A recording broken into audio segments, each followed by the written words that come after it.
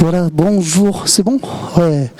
Bonjour tout le monde. Alors, nous allons démarrer notre journée ici, donc à l'Arena, avec un premier intervenant.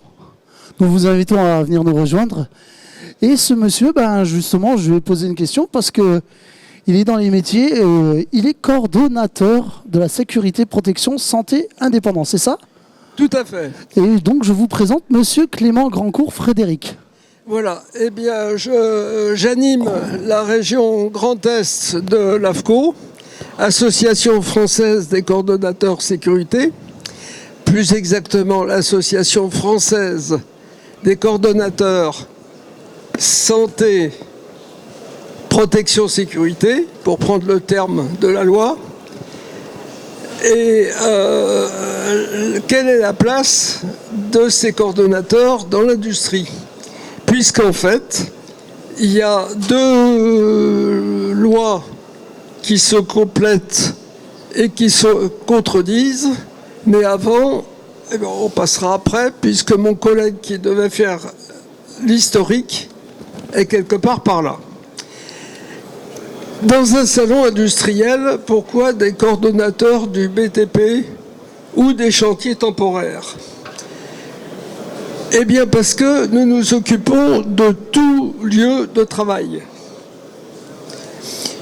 En effet, il y a une loi du 31 décembre 1991 qui régit la prévention des risques en site industriel et toutes sortes de lieux de travail, c'est-à-dire des lieux fixes, avec un chef d'entreprise et des salariés qui travaillent sur le site.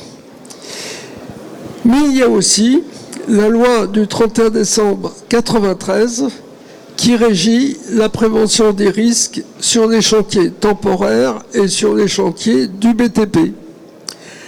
Temporaire, ça peut être une route, ça peut être une voie de chemin de fer, mais aujourd'hui, ça peut être un éolien, ça peut être du photovoltaïque.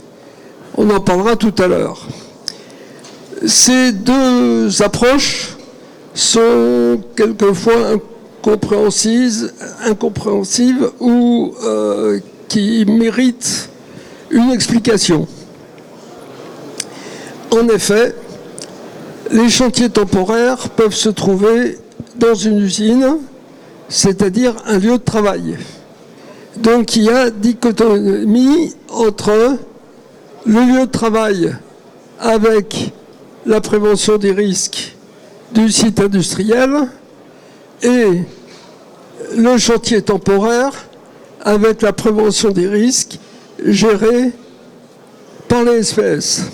Alors je vois mes amis qui arrivent et puisque j'ai passé un écran qui est celui-là, je vais inviter les plus anciens à me présenter. Francis, ne t'assieds pas, présenter les origines de l'AFCO. Depuis quand, où, etc.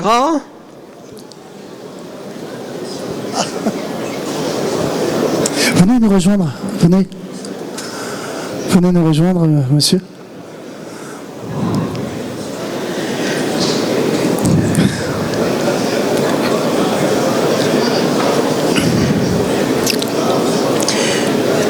Alors, tous les autres, il y a un sac avec quelque chose pour vous que vous allez mettre sur la tête pour la photo. Donc, servez-vous. C'est ce que vous avez vous aussi sur la tête? C'est ce que j'ai sur la tête. Allez, distribution. Je vais en prendre une, comme ça je serai avec vous aussi. Je vais vous piquer une casquette. Hop là.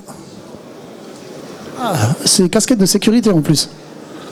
Ouais, elles sont coquées. Alors, c'est une coquille anti-choc. Pour les puristes, ça ne répond pas à la norme, ça ne remplace pas un casque, mais c'est bien utile. Venez nous rejoindre avec la casquette de sécurité.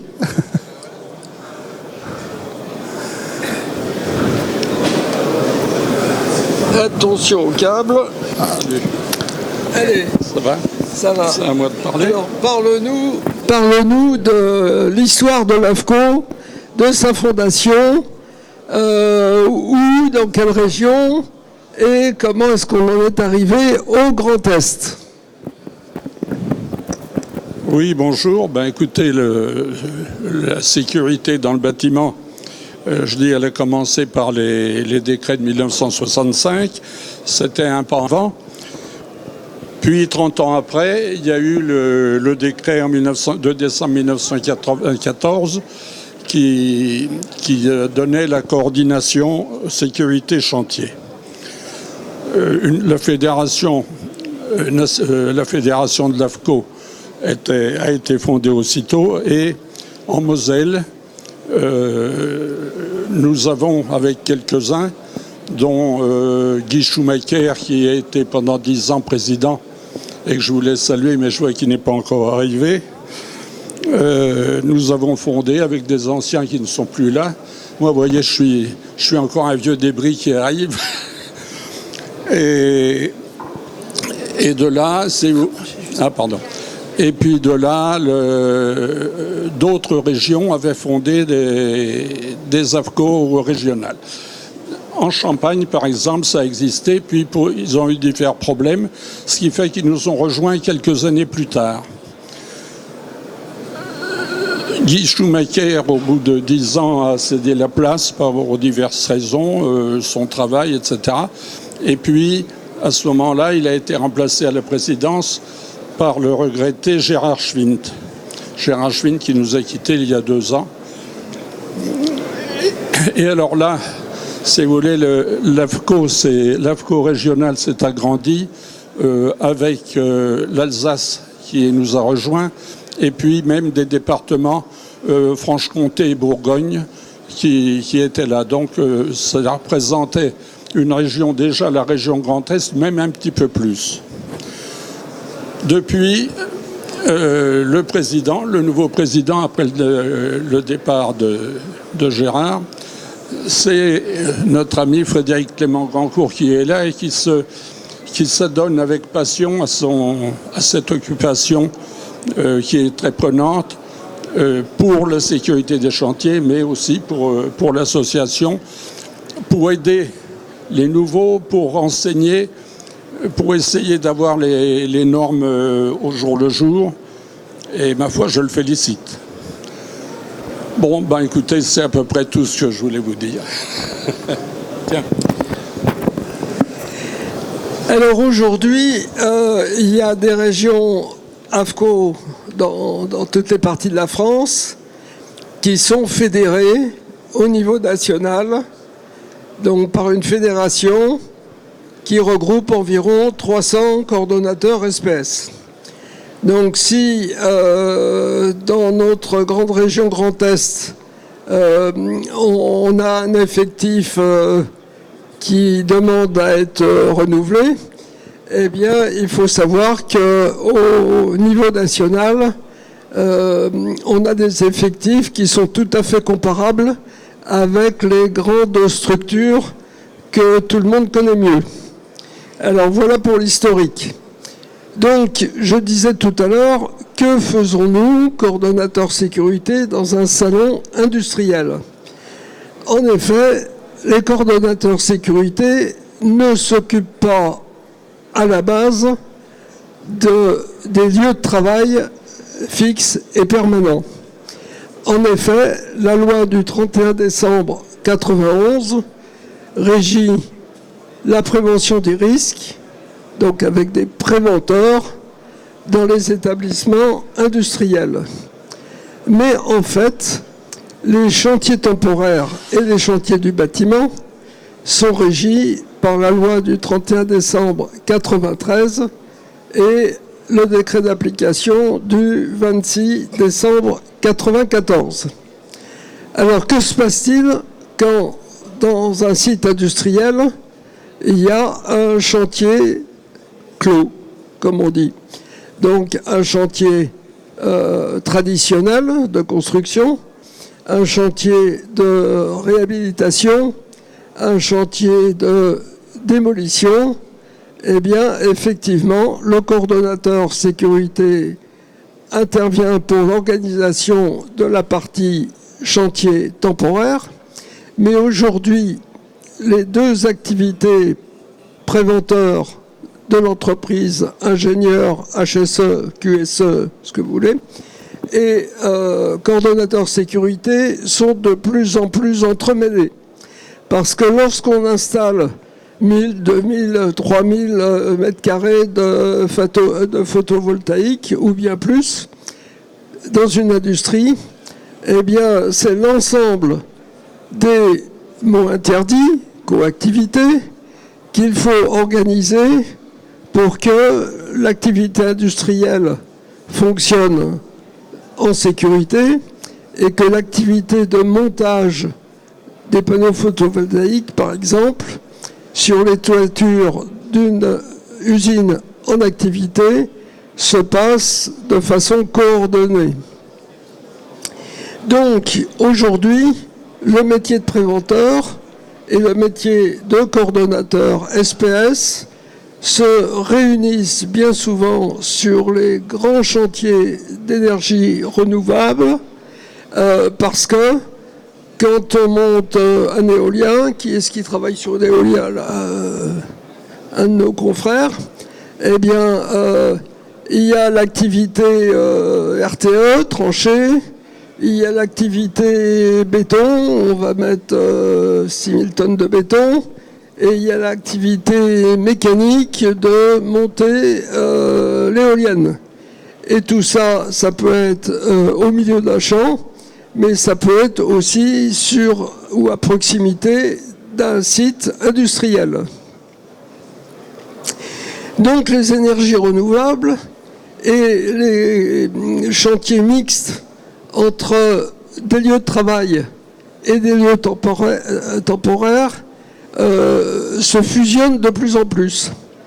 C'est pour ça que nous avons pensé que notre place était ici, pour nous faire connaître en tant que coordonnateur SPS sur la prévention des risques sur tous ces nouveaux chantiers, comme l'éolien pour certains, le solaire pour d'autres. Et moi-même, j'ai beaucoup travaillé sur les études d'impact en méthanisation. Nous avons, les membres de l'AFCO et l'AFCO participent activement à tous ces nouvelles situations de prévention. Nos membres sont à l'écoute de vos besoins, vous, industriels, pour mieux être connus et intervenir en temps voulu en amont de la conception de l'ouvrage, de la conception des chantiers, afin que le chantier puisse être optimisé. L'AFCO accueille tous les SPS indépendants qui le souhaitent, qui souhaitent ne pas être seuls, qui souhaitent être formés régulièrement, qui souhaitent avoir une assurance adaptée à ce métier. Et nos membres travaillent régulièrement avec la CARSAT, que ce soit la CARSAT région Lorraine-Moselle, que ce soit la CARSAT région Alsace, où nous marquons réellement notre présence et notre empreinte dans la démarche de prévention des risques. Pas de questions ? Alors, certains membres de notre association organisent des formations spécifiques et notre association va d'ailleurs organiser l'an prochain une semaine d'actualisation pour les SPS qui doivent se faire actualiser tous les 5 ans. Tous les 5 ans, une remise à niveau alors? Oui, tous les 5 ans, l'actualisation est obligatoire et doit être dispensée par un formateur certifié. Donc, notre métier est en fait très structuré à partir de réglementations bien définies. Il y a Et beaucoup de changements, justement, pour les réactualisations, beaucoup de choses changent. Non, c'est une évolution régulière. La France a la capacité de produire beaucoup de réglementations. Donc on se tient au courant les uns les autres régulièrement et on aide ceux qui ne sont pas hyper spécialisés dans un domaine ou dans un autre. Donc quand on veut se mettre au top sur un chantier, il y aura des fondations profondes le long d'une voie TGV. Eh bien, c'est là. Lorsque on s'occupe d'amiante, moi-même je suis formateur amiante pour les métiers du second œuvre. Et dans les métiers du second œuvre, dans certaines régions de la France, il n'y a plus de français. Donc j'ai dû m'adapter et prévoir des systèmes de formation sous-titrés, français-anglais, français-arabe, français-ourdou pour les Pakistanais, français-pendjabi pour les Indiens. Et comme ça, j'arrive, comme une noix du Sud-Ouest, à bien les caver la réglementation et être capable de passer les QCM, ce qui est un peu compliqué quelquefois, parce que la réglementation française voudrait qu'on fasse passer un test de compréhension de la langue française avant toute formation. Ce qui voudrait dire, c'est qu'une grande partie des salariés du second œuvre du bâtiment ou de l'industrie pourraient pas être formés parce qu'ils ne passeraient pas le petit test de compréhension de la langue française. Eh bien donc, on s'adapte pour faire face à la situation de pénurie du main-d'œuvre dans certains secteurs. Vous me parlez d'adaptation justement par rapport aux différents pays. Ils doivent avoir des lois différentes. C'est pas trop compliqué de leur faire accepter les lois différentes?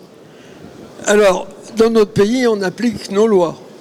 Le problème avec, non pas des frontaliers, mais des gens qui viennent de loin, de l'Ouest, par quelquefois Carcouchette ou autres, qui sont en situation de délégation.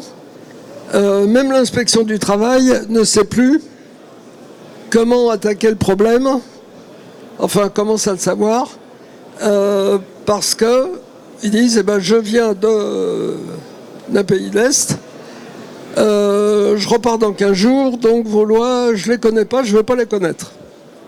Problème. Moi-même, j'ai eu un chantier où les salariés qui venaient par tranche de 2 semaines dormaient dans le Carcouchette.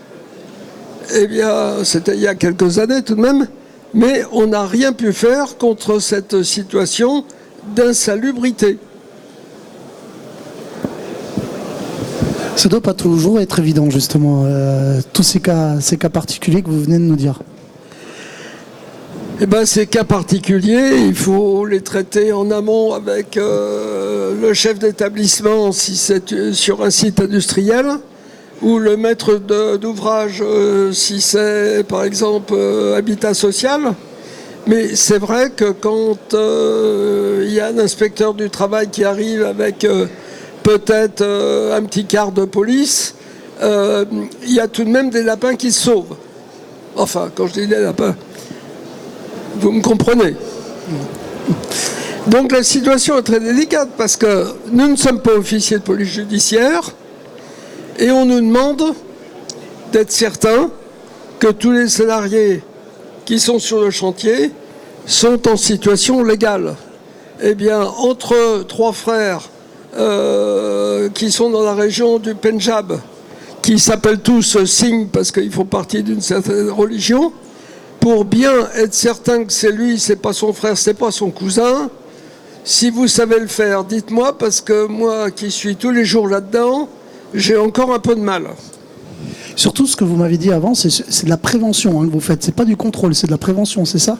C'est de la prévention. On n'est pas contrôleur, on n'est pas inspecteur du travail, on n'est pas contrôleur de la CARSAT, mais on travaille de façon très proche le plus en amont possible, mais quelquefois, on est appelé, le chantier est commencé, ça se passe mal, il y a un effondrement d'un trottoir, la mise à nu d'une conduite de gaz. Ça m'est arrivé il y a 15 jours, alors je peux en parler. Et là, redémarrer un chantier dans ces conditions-là, ça demande, 1, de mettre les points sur les i, 2, d'établir la confiance avec l'inspecteur du travail qui réalise que le contrat avec le SPS a été signé en toute hâte la veille. Et là, c'est vraiment intéressant parce qu'il y a de la communication, de la technique et de la réglementation. Donc vous prévenez justement les personnes qui sont là pour contrôler, c'est ça? S'il y a un souci, c'est vous qui les prévenez alors ou... Alors on n'est pas là pour faire de la délation, on est là pour faire de la prévention. Donc si on est contractualisé en amont du projet, c'est à nous de prévenir, former ou informer et faire planifier par le maître d'ouvrage. Quand on nous appelle, quand il y a un grand désordre, comme celui que je viens de citer, eh bien, il faut réorganiser. Alors, quelquefois, c'est que le maître d'œuvre, l'architecte, il voit les jolies couleurs, les jolies œuvres, mais la planification du chantier, c'est pas sa tasse de thé. Et nous, on ne doit pas mélanger les missions. On n'est pas maître d'œuvre, on participe à l'organisation du chantier pour que ça se passe bien. Et d'ailleurs, notre association, avec différentes CARSAT, RHONA-ALUP notamment, on a organisé la co-rédaction de ce qu'on appelle le lot 00, c'est-à-dire le lot qui organise le chantier et qu'avant de commencer le chantier, on décrit des situations, les chargements, déchargements, les plans de circulation, les stockages, les interactions entre des grues ou même des grues voisines. Un chantier, ça se prépare et on est là pour ça. D'accord. On a appris déjà beaucoup de choses là. Et, dites-moi. Je pense qu'on a tout dit et que peut-être avec l'enregistrement vidéo, on pourra diffuser ça. Voilà. Sur les réseaux professionnels, on a une page LinkedIn pour mieux se faire connaître. Vous pouvez citer exactement le lien LinkedIn? C'est AFCO. C'est AFCO. On retrouve sur AFCO. Est-ce que quelqu'un dans l'Assemblée a une question à poser? Vous n'avez pas de questions? Vous avez tout appris. En plus, il avait bien préparé. Hein. Je pense que vous avez remarqué. On a vraiment tout appris. Moi, je vous remercie. Je vous remercie beaucoup. Eh bien, je remercie le salon et l'organisation de Shell Event qui nous a appelés de façon sympathique. Et d'ailleurs, nous allons à 11h tenir notre assemblée générale annuelle ici aussi pour marquer notre volonté d'être présents sur les chantiers de l'industrie et des technologies nouvelles. Moi, je vous remercie et j'étais très heureux et j'ai appris plein de choses et je pense que vous avez appris plein de choses. Et nous nous retrouvons d'ici quelques instants avec notre invité suivant. Merci beaucoup. Belle journée. Merci. À vous. Au revoir. Bonne journée.